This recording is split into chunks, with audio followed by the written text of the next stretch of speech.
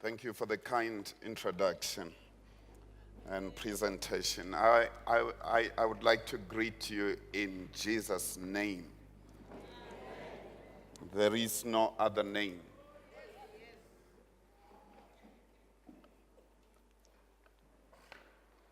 A couple of weeks ago, my son hauled me over. Dad, we need to talk.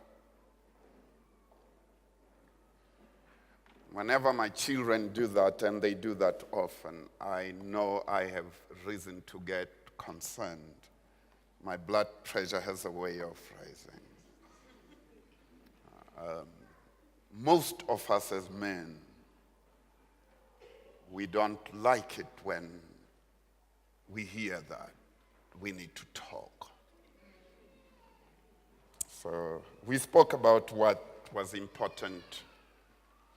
It was actually not a couple of weeks ago. It was last Sabbath. As we were speaking, then more of his siblings came in. And in no time, I need to rush to Harankua. And they had no regard for my urgent trip.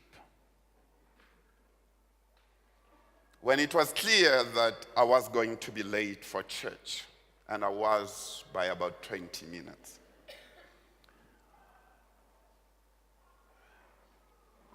he says to me, when you do get to church, say to the saints there, the reason for your delay is because you were with your first church.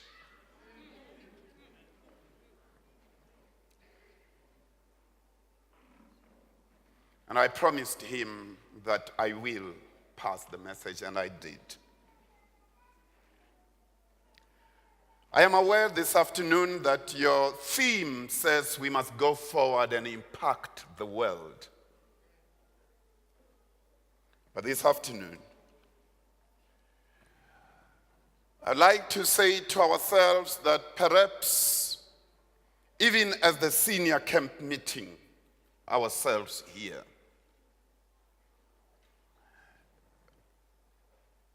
even as we say, hark the voice of Jesus, we hear. Even as we hear this voice that says we must go and impact the world. In the words of my son, and I think a wise son, I want to submit to camp meeting that may be the first world we must seek to impact. It's the world at home. So I read in your hearing a passage from the pen of inspiration. I'm reading from Desire of Ages, page 101, first paragraph. In childhood and youth, the character is most impressible. The power of self-control should then be acquired. By the fireside and at the family board, influences are exerted whose results are as enduring as eternity. Then listen to what she says. More than any natural endowment, the habits established in the early years decides whether a man will be victorious or vanquished in the battle of life. Then she says in paragraph 2, youth is the sowing time. It determines the character of the harvest for this life and for the life to come. These are our children. I'll read again. And I ask that when I do read again, please situate yourself in this passage. I have already done that. I have situated myself in it. She says, in childhood and youth, the character is most impressible. In other words, our first mission field. being the young people that God places in our hands as our children, at their age, their character is most impressible. I did one Psychology 101 about 29 years ago. I don't remember. And when I was doing developmental psychology, they said to me, that was UNISA, a secular school, that at the age of 13, at what age? 13. At the age of 13, I don't know if it still obtains, it's long time ago, they told me that's when human beings become persons. We don't have time to go there. But they also said that at the age of 13, religious character is most impressionable. The youth at that stage, they told us, secular science, that at that age, when it comes to religious convictions, the kids are most impressionable. If they want to become Muslims, that's easy for them to become Muslims. That's a pathfinder age, the ones that are meeting at the other hall, away from us. Mother White had already said that, having been inspired from the throne room. Then she says, by the fireside. I know there is no fireside no more.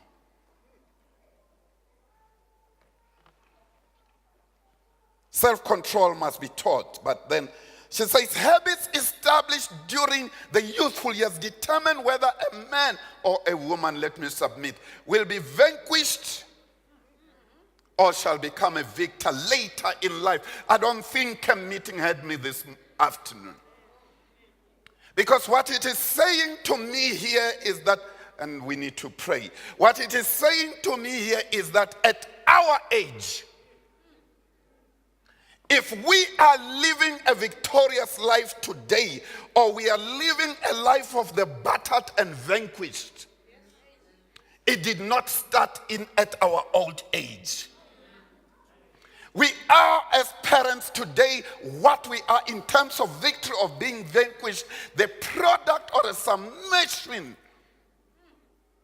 of what was happening at the fireside at home when we were kids.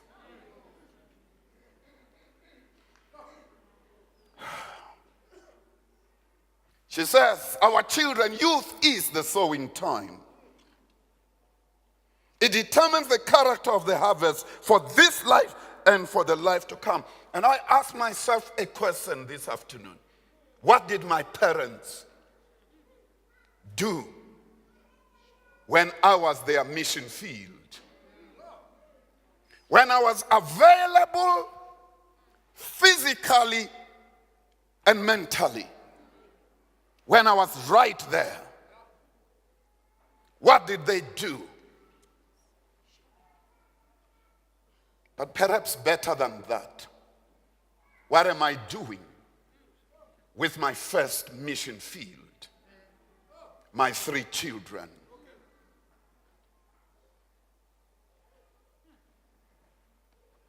Let us pray. Father, I pray that you don't let us move an inch. This is not my time. It's yours. Take the liberty to restrain and to move as you will. You are God. Amen. For our meditation, in terms of reading from the scriptures, we're going to look at one family. And we will, for a moment, consider what they did with their first mission field. What they did with their first world. I've selected the record according to Mark. He writes this in chapter 6, and my heading there says the death of John the Baptist. But watch how it is captured. It says from verse 14, and King Herod heard of him. he heard of Jesus. Watch the way the author arranges the thoughts. He starts at the end and moves with us back to the beginning. Just in case we don't have time.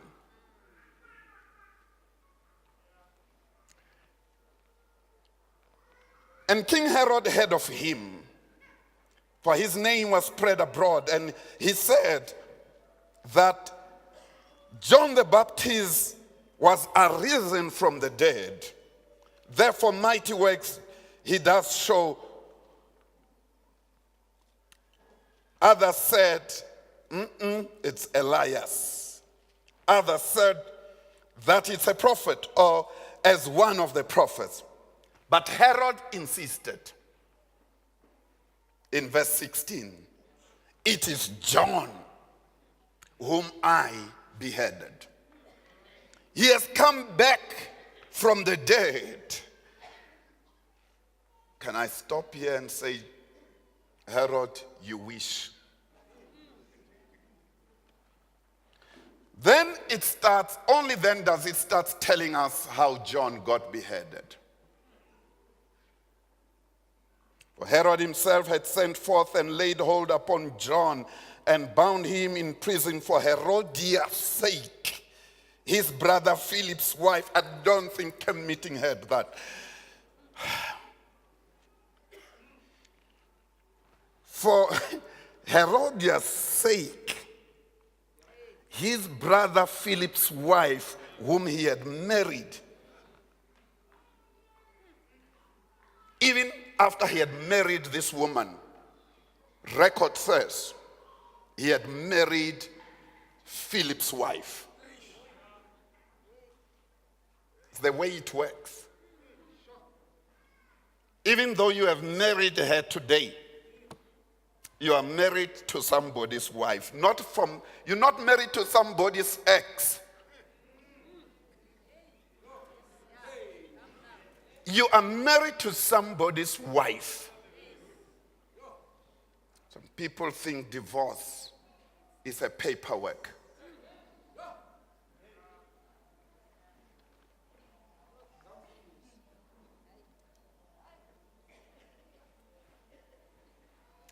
Therefore Herodias, for John had said to Herod, man to man,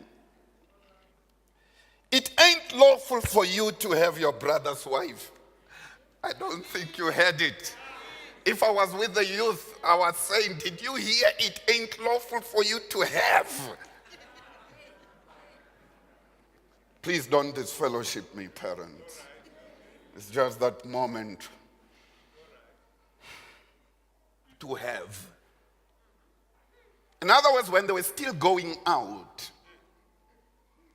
he was having her. And it was at that stage that John became the good friend that all good friends must be to their friends. You're not doing right, sir. You may be a powerful man, but I will tell it to you that there is another kingdom outside your kingdom that you have to answer to. You may be a king this afternoon, but there is a King of kings to whom all of us must answer to. And I just got word from the throne room that this is not right for you, King Herod, to have your brother's wife. Even though you have power, and power can be sexy, and you can be able to have the women you want to have, including your brother's wife. It ain't right. Power might be might, but it ain't always right. Stop it, my good friend. Another rendition says, for Herod kept saying to him. He didn't say it once.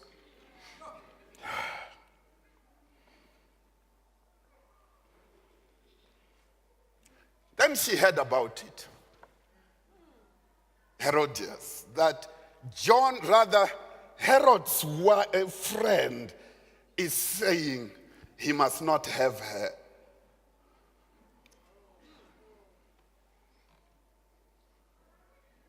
And when they finally got married, and you know the rest of the story, I have to rearrange it so that we get out of here today. They get married, and then Herod has a birthday. And we all have birthdays. The other day I was at school, at UP, I think. I was at a library there. My wife kept checking on me. Her brother kept checking on me. Joshua Maponga kept checking on me. What's going on? Why does everybody want to know where I am? And when I eventually came home, the yard was full. It was a surprise birthday party. I'm talking about women. I have one. I forget my birthday. She doesn't. And they can organize things. So Herodias organizes Hesbalis. You didn't listen to me. She organizes her brother-in-law's birthday, come husband.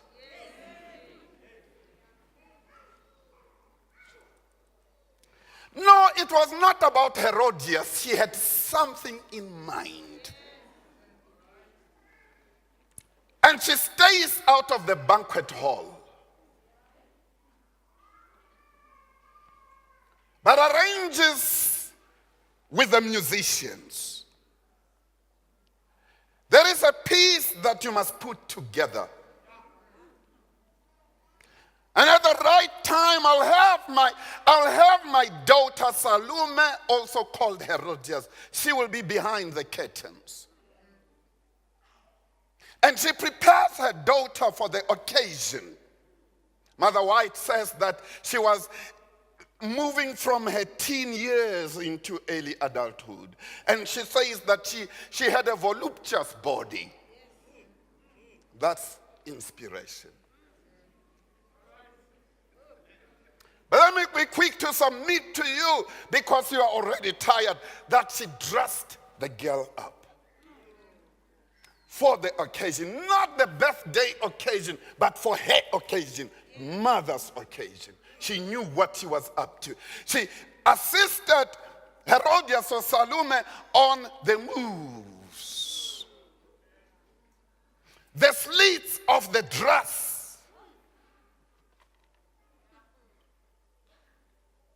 You see, Herodias, senior Herodias, knew her men.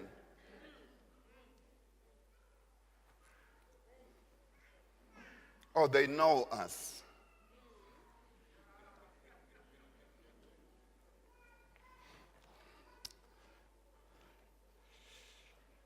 Out of the blue, the pianist, the saxophonist, and the harpist, and the curtains, as if with a divine hand, started moving asunder. And slowly moves on one beautiful young girl, and she dances. She dances. And her father, what do you call them? Stepfather, looks. She looks at this beautiful body who looks like his wife. You see, Salome was born to Philip. Ladies, listen to me. I should say this to your daughters. Listen to me. May God assist our daughters not to make children with the men who are not their husbands and end up marrying another man when they have a daughter with another man. Because you see, the new girl, the new woman here is going to look like you, sister. And it's going to be before and after. And when a man is between 40 and 50, he's moved by the before than the after.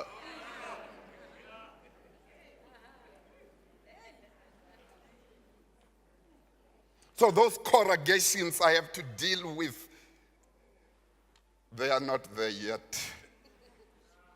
And she's displaying everything, even as the mother had designed it. And record says the father looked at that, the stepfather looks at that, and he was moved. And he stands up and says to her, ask for anything.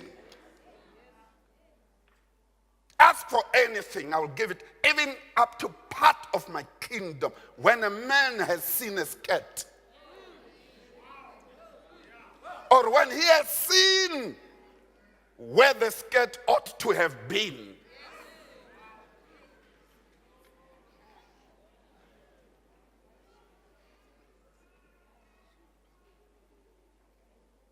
ask for anything. Haven't you heard, Pastor? Don't you remember in our days when we would promise a good-looking woman that we can buy her a train and construct a railway line from the shops to her doorstep for her? When a man, if you think I don't know what I'm talking about, listen to me. The other day there was a woman who took a huge man's head, caused it to lie on her lips. And he said everything. He forgot his identity. He forgot who he was and whose he was. He surrendered all. Instead, to Jehovah, Yahweh, he surrendered his entire being to this woman and emptied himself in the presence of this woman just because of thigh power or T power.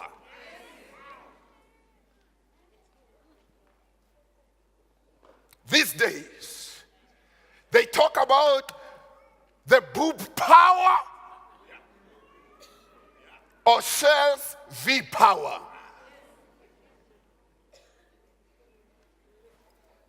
Pardon.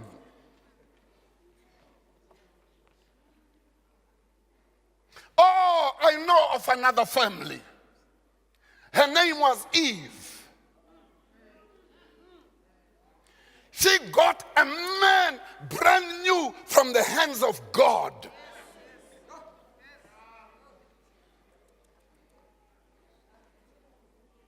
I hear some men who don't think. They say they are the heads of the family. They argue it. They even want to prove it. Go ahead and be the head. But some of us know they are the neck.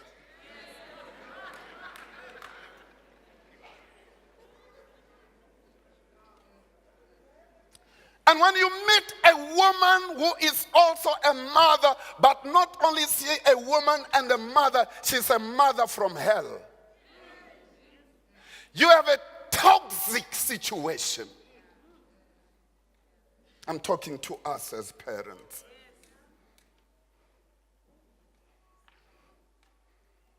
So he says to her, anything. And that girl, for a moment, she had the presence of mind to think, I can't trust me at my age. Let me consult with the senior woman of the house. So she goes to Herodias, her mother. You won't believe what your husband just said to me. Anything. And then she looks at her and says, girl, I want you to listen to me because I'm going to say this once and you must hear me twice. Go back there and seize the moment. Ask for one thing, the head of John on a tray. And when this woman shrinks in horror at the request and the suggestion of the mother, she says, hey, And the girl jumped out of the palace into the banquet hall. And Herod is standing. Yes, ma'am. And she says, the head of your friend, John, whose friend you have compromised and sacrificed because of my mother. You have imprisoned him because you are when it comes to women, you are a man of no conviction. Now follow it to its logical end. My mother, your wife, whom you took from my father, says your friend's head on a tray. Record says that, and even the pen of inspiration confirms it, that he was horrified at the request of this 16-year-old girl. When did she become so wicked and evil like her mother? Then record says, but because of them that sat in the banquet hall, and because of the promise he had given to her, he commanded that John be beheaded and be brought to the damsel. Can you come with me to the cells on that day, quickly? So an instruction is given to one of the soldiers, one of the best. Herod is thinking about letting the blood of his friend John, comrade, to spill. And he must have thought, let me get one who will do it with one move, no mistake. So the soldier goes to the holding cells and calls out, John! John, step out! And John must have thought, because today is my friend's birthday, maybe I'm about to be loosed. I see him confidently stepping out of the prison cells as those huge gates are swung open. When he stepped out, that soldier steps back and coldly he pulls out his sword from its sheath and he looks at John. He's trained to have no feelings. And with one precise move, he swings his sword and it aims for the jugular, but not only the jugular, it cuts through the jugular vein, but goes for the muscles of the neck, and one move, it goes and cuts through the spine. And in no time, the head is over there and the body is here.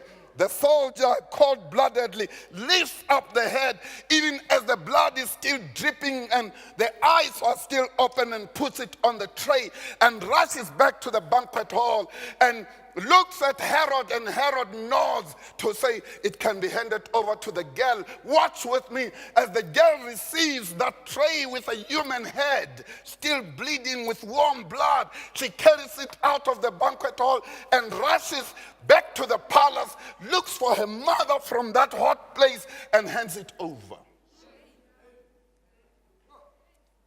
I have a question. I have a question. And for me to be able to ask this question, can we go back to the words of Herod? When he sees and hears about Jesus working out miracles, he says, this is John whom I beheaded. He has come back to life. In other words, he so much wished that which he did without conviction, that which he did for convenience, that which he did because of the woman, that which he did because he had continuously compromised to the point of being a murderer and killing his own friend. It haunted him terribly. He didn't have sleep. Ladies and gentlemen, let me be quick to some meat here this afternoon. That if your woman can organize the death of your friend, she can organize your death. She cooks your food. That's why it never makes sense for me when a man beats up his wife. Not only are you brave, you are a fool.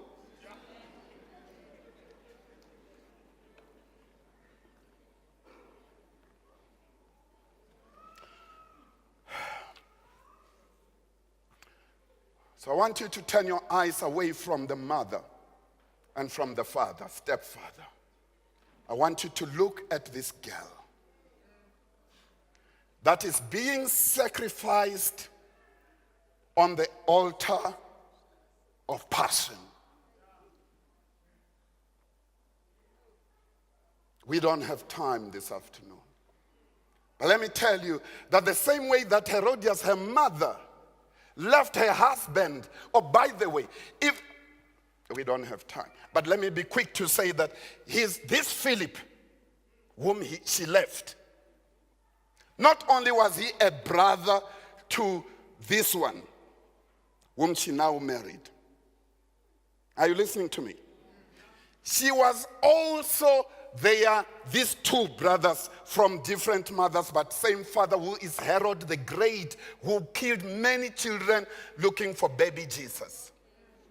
Are you able to see how it's now running in the family? We don't have time. We could prove it up to the 4th generation. And that is why God says in Exodus 20, I think it's verse 5b, where he says, I follow them up to the 3rd and 4th generation, not because I'm a vindictive God, but because the habits of the parents are likely to become the habits of the children.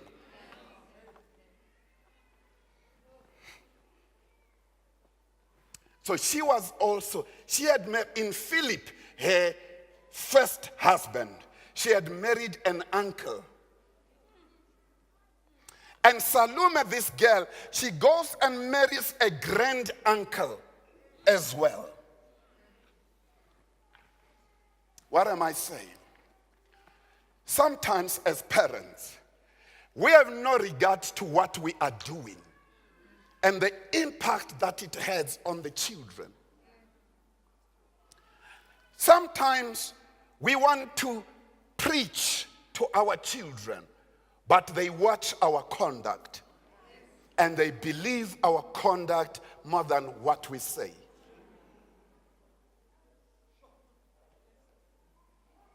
Faith is more caught than taught.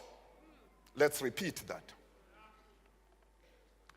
When it comes to family, faith is more caught from observation than it is taught from the altar. If there is incongruence between what we teach with our lips and what we teach with our actions, the children will believe our actions more than they believe our lips.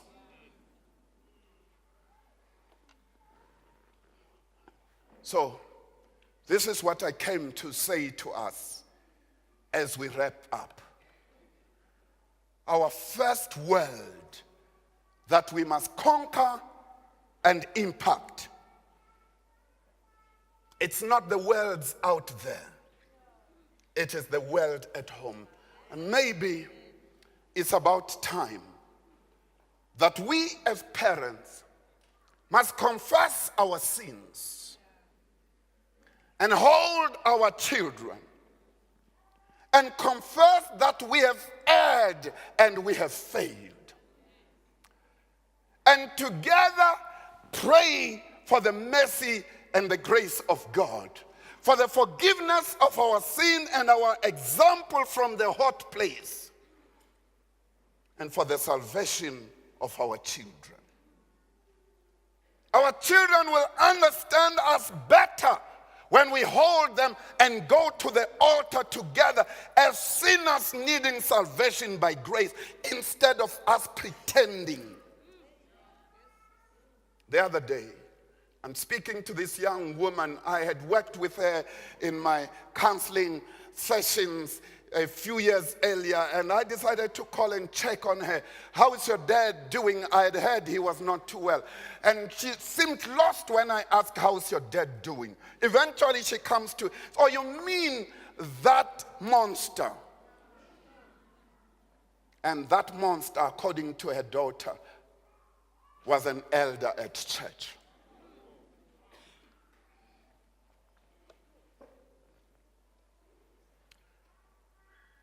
We as parents need to turn our hearts towards God. And when we do, God will turn the hearts of our children towards us. And one of these days, we'll have the joy to walk into God's eternal presence with our children and our first church and our first world. But until then, please give me 2 minutes. I want to talk to Herod out of the theme. My message to Herod, you don't have to worry about them that are seated here in front of you. When you are making decisions that have got to do with eternity and that touches the lives of other human beings, you don't have to worry too much about the people that are seated in front of you. I want you for a moment to consider another. The last time I checked, he was seated at Father's right hand. That's the one you need to ask yourselves questions about. You need to concern yourselves about the choices and the decisions that you make. Because one day, that one who's seated at Father's right hand will not continue to sit there. I'm told there is coming a day when he's going to stand up and take off his priestly garments and put on his garments as a judge. Oh, I'm told that heaven's choir is now rehearsing because it's about to happen. I'm told when I read that we will look to the east and we will see what looks like a cloud about the size of a human hand. To others, it will look like an insignificant small cloud that has no potential to yield nothing. But it will be at that moment that the Holy Spirit will whisper. It gets bigger and bigger. Then we realize it ain't a cloud, it's actually the host of angels.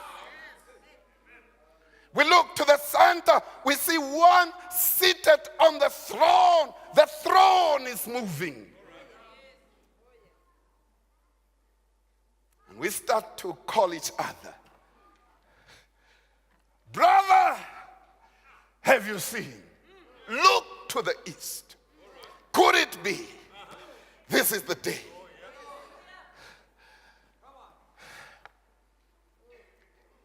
And somewhere mid-air, the cloud scatters. I read from John chapter 5. I read when Paul describes it. He will send out his angels to the four corners of the earth to gather all his beloved from all the trials and tribulation, lift them up.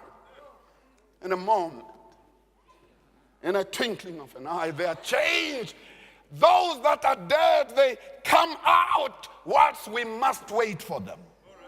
And together we caught up to meet him in the air.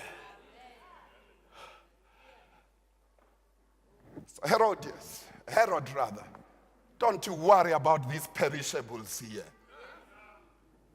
Each one of them has got a sell-by date. Not good after this date. They die this type. Concern yourself with the other. Oh, you thought I'm talking to Herod. I'm talking to myself. Mongwe J. Forget about these ones.